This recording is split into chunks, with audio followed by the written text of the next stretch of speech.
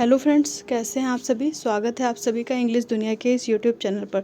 So friends, आज हम discuss करने जा रहे हैं आपके BEd second semester pedagogy of English के कुछ इंपॉर्टेंट एमसीक्यूज़। अगर चैनल पर नए हैं तो सब्सक्राइब कर लें दोस्तों को और अपने ग्रुप्स में ज़रूर शेयर करें ताकि आपके लिए वीडियो बनाने का हमें मोटिवेशन मिलता रहे। हमारे पास इस टाइम की एक्चुअल में बहुत कमी है क्योंकि नेक्स्ट मंथ मेरे कुछ इंपॉर्टेंट एग्ज़ाम्स लगे हुए हैं, लेकिन उसके बावजूद कई सारे बच्चों की रिक्वेस्ट आई जिसकी वजह से मुझे वीडियो बनाना पड़ रहा है। तो आप लोग अगर शेयर करेंगे तो उससे हमें भी मोटिवेशन मिलेगा। आप लोग फटाफट से अपना अपना स्कोर जो भी है, हम जैसे जैसे पढ़ाएंगे आप लोग अपना अपना स्कोर काउंट करते रहिएगा। लास्ट में कमेंट बॉक्स में ज़रूर बताइएगा। चलिए स्टार्ट करते हैं बिना टाइम वेस्ट किए। Which stage of lesson plan deals with recalling previous knowledge. Lesson plan जब आप बनाते हैं तो उसमें कौन सा ऐसा स्टेज है जिसमें आपको प्रीवियस नॉलेज रिकॉल करने की ज़रूरत पड़ती है। तो प्रेजेंटेशन के वक्त, इंट्रोडक्शन के समय, रिकैपिटुलेशन के समय या इवैल्यूएशन के समय। तो करेक्ट आंसर हो जाएगा आपका ऑप्शन नंबर बी, इंट्रोडक्शन के समय आपको रिकॉल करने की ज़रूरत पड़ती है। नेक्स्ट क्वेश्चन की ओर चलते हैं। Structural approach is mainly based on vocabulary. Structural approach किस चीज़ पे बेस्ड होती है? वोकेबलरी के ऊपर, सेंटेंस पैटर्न के ऊपर, ट्रांसलेशन के ऊपर या फिर लिटरेचर के ऊपर। तो करेक्ट आंसर आपका हो जाएगा सेंटेंस पैटर्न के ऊपर। नेक्स्ट क्वेश्चन की ओर चलते हैं। Which is not a principle of language teaching. देखिए, नॉट पूछा गया है, याद रखिएगा। Which is not a principle of language teaching. From known to unknown. जो चीज़ हम जानते हैं उससे हम उस चीज़ की ओर बढ़ते हैं जो हम नहीं जानते हैं। मतलब पहले हम जो पढ़ाई करते हैं वो वहाँ से शुरू करते हैं जहाँ से हमें पता है। डायरेक्टली जो हमें नहीं पता है वहाँ पे नहीं पहुँचते हैं, क्योंकि डायरेक्टली वहाँ पहुँच रहे हैं तो हमें तो समझ ही नहीं आएगा ना। तो नोन से अननोन की ओर जाते हैं हम, बिल्कुल सही है। From simple to complex. पहले हम सिंपल से छोटी छोटी चीज़ें सीखते हैं, फिर बाद में धीमे धीमे हमको प्रैक्टिस होती है और हम कॉम्प्लेक्स चीज़ें सीखना शुरू करते हैं। भी बात सही है। From abstract to concrete. From difficult to easy. क्या हम डिफ़िकल्ट टू ईजी जाते हैं? नहीं, तो ये गलत है। डिफ़िकल्ट से ईजी की ओर नहीं, ईजी टू डिफ़िकल्ट की ओर जाते हैं। The main M of teaching English at secondary level is. Secondary level पर इंग्लिश टीच करने का मेन एम क्या है? Passing exams, communication skills, memorisation और ट्रांसलेशन। तो जल्दी से बताइए, सेकेंडरी लेवल पर इंग्लिश टीच करने का मेन एम क्या है? पासिंग एग्ज़ाम, केवल एग्ज़ाम पास करना तो नहीं होगा। कम्युनिकेशन के लिए मेमोराइजेशन, रट्टा मारना तो गलत बात है। ट्रांसलेशन के लिए भी नहीं, कम्युनिकेशन स्किल के लिए होगा। तो करेक्ट आंसर हो जाएगा आपका बी। नेक्स्ट क्वेश्चन की ओर चलते हैं। Which method discourages use of mother tongue. कौन सा ऐसा मेथड है जिसमें मदर टंग को डिस्करेज किया जाता है? इनकरेज नहीं, डिस्करेज किया जाता है। तो ग्रामर ट्रांसलेशन मेथड, इसमें तो मदर टंग का यूज़ होता है ना। ग्रामर ट्रांसलेशन में मदर टंग से ही हम दूसरी लैंग्वेज में ट्रांसलेट करते हैं। डायरेक्ट मेथड, बाइलिंगुअल मेथड या फिर ट्रांसलेशन मेथड। तो करेक्ट आंसर हो जाएगा आपका option number B, direct method. Direct method में हम जो टारगेट लैंग्वेज होती है उसी में बात करते हैं और मदर टंग का इस्तेमाल नहीं करते हैं। नेक्स्ट क्वेश्चन है। Drill is most associated with. Drill is most associated with direct method, audiolingual method, grammar method या फिर लेक्चर मेथड। तो करेक्ट आंसर हो जाएगा आपका ऑडियोलिंगुअल मेथड। नेक्स्ट क्वेश्चन है हमारा। Which skill develop first in language learning. लैंग्वेज लर्निंग में पहले कौन सी स्किल डेवलप होती है? Listening, reading, writing, speaking. बताइए। तो इसका आपका पैटर्न होता है याद रखने के लिए, LSRW। ठीक है, याद रखिएगा। सबसे पहले लिसनिंग, फिर स्पीकिंग, फिर रीडिंग, फिर राइटिंग। सेकंड पूछ ले तो स्पीकिंग, थर्ड पूछ ले तो राइटिंग, फोर्थ पूछ ले तो फर्स्ट पूछे तो लिसनिंग, सेकंड पूछे तो स्पीकिंग, थर्ड पूछे तो रीडिंग और फोर्थ पूछे तो राइटिंग। तो ये हो जाएगा आपका करेक्ट आंसर, हो जाएगा आपका लिसनिंग। नेक्स्ट क्वेश्चन की ओर चलते हैं। Black board works should be untidy. Untidy गंदा होना चाहिए? बिल्कुल नहीं। रैंडम होना चाहिए? बिल्कुल नहीं। लेंथी होना चाहिए? नहीं। ब्लैक बोर्ड हमारा प्लान्ड तरीके से होना चाहिए। नेक्स्ट क्वेश्चन की ओर चलते हैं। Which is a teaching add. इनमें से कौन सा टीचिंग एड है? होमवर्क, क्या होमवर्क कोई टीचिंग एड है? नहीं। सहायक सामग्री? नहीं। सिलेबस? नहीं। अटेंडेंस? नहीं। तो चॉक है हमारा इसमें teaching add. Black board, chalk, ये सारी क्या है हमारी टीचिंग एड्स होती हैं। Next, reading allowed mainly helps in, जब हम ज़ोर ज़ोर से बोल बोल के पढ़ते हैं तो उससे हमारी राइटिंग स्किल डेवलप होती है? बिल्कुल नहीं। प्रोनाउंसिएशन अच्छा होता है, ग्रामर बढ़िया होती है, या फिर वोकैबुलरी? तो प्रोनाउंसिएशन हमारा, जब हम बोलते हैं तो हमारा प्रोनाउंसिएशन अच्छा हो जाता है।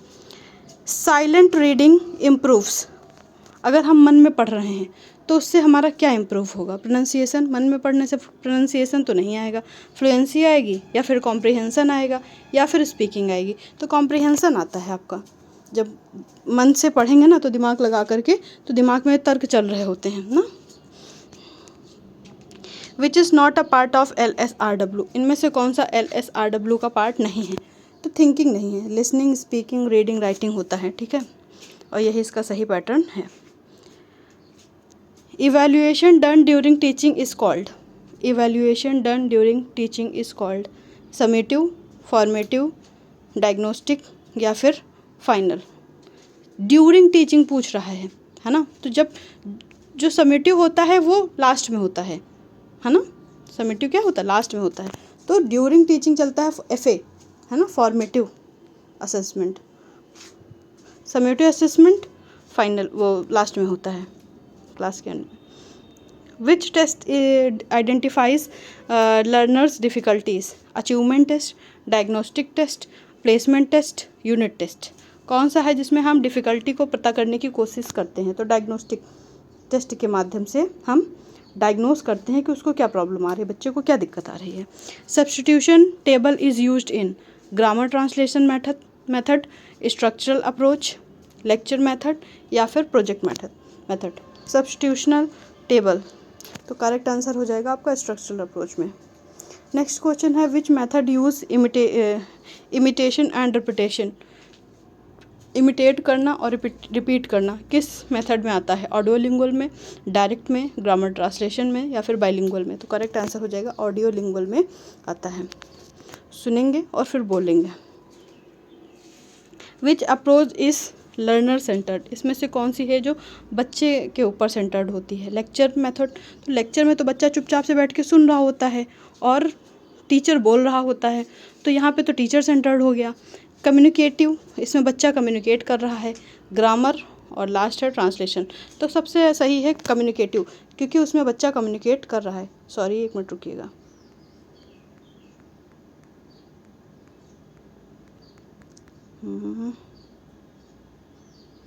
ये तो था। तो करेक्ट आंसर हो जाएगा आपका communicative. The term linguistic refers to literature study, language study, teaching method, या फिर ग्रामर रूल्स? तो लिंग्विस्टिक का मतलब होता है आपका लैंग्वेज स्टडी। नेक्स्ट क्वेश्चन है विच component deals with sentence formation? Phonology, morphology, syntax, या फिर सिमेंटिक्स? तो करेक्ट आंसर हो जाएगा सिंटैक्स। नेक्स्ट क्वेश्चन की ओर चलते हैं। Word meaning is studied under, word meaning किसके अंदर स्टडी की जाती है? सिंटैक्स के अंदर, सिमेंटिक्स के अंदर, फोनेटिक्स के अंदर, या फिर मॉर्फोलॉजी के अंदर? तो करेक्ट आंसर हो जाएगा सिमेंटिक्स के अंदर। नेक्स्ट क्वेश्चन है विच is not a type of reading, इनमें से कौन सी रीडिंग का टाइप नहीं है? Intensive reading, extensive reading, loud reading, silent reading?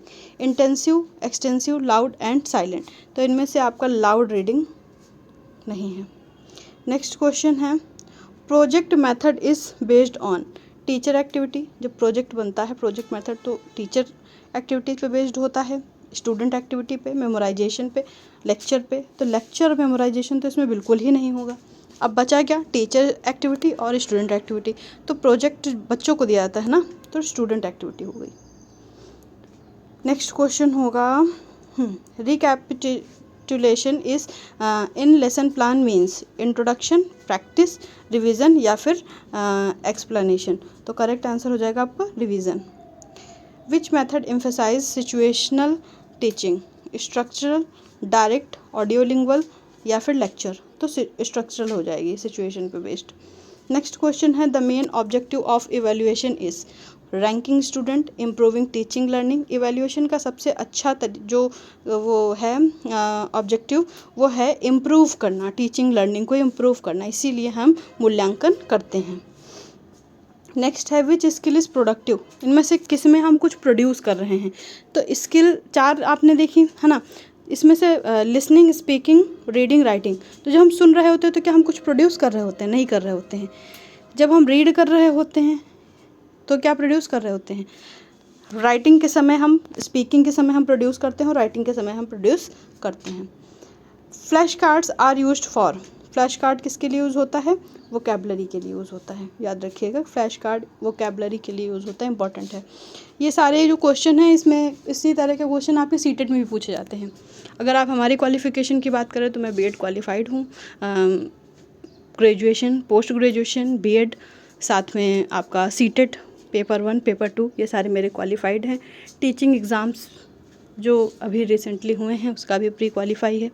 सो ऐसा नहीं है कि आप जिससे पढ़ रहे हैं तो ऐसे ही मेयरली किसी टीचर से पढ़ रहे हैं, ठीक है? तो ये चीज़ बिल्कुल मत सोचिएगा। Which approach uses real life situation, तो इसमें से कौन सा अप्रोच है जो रियल लाइफ सिचुएशन से डील करता है?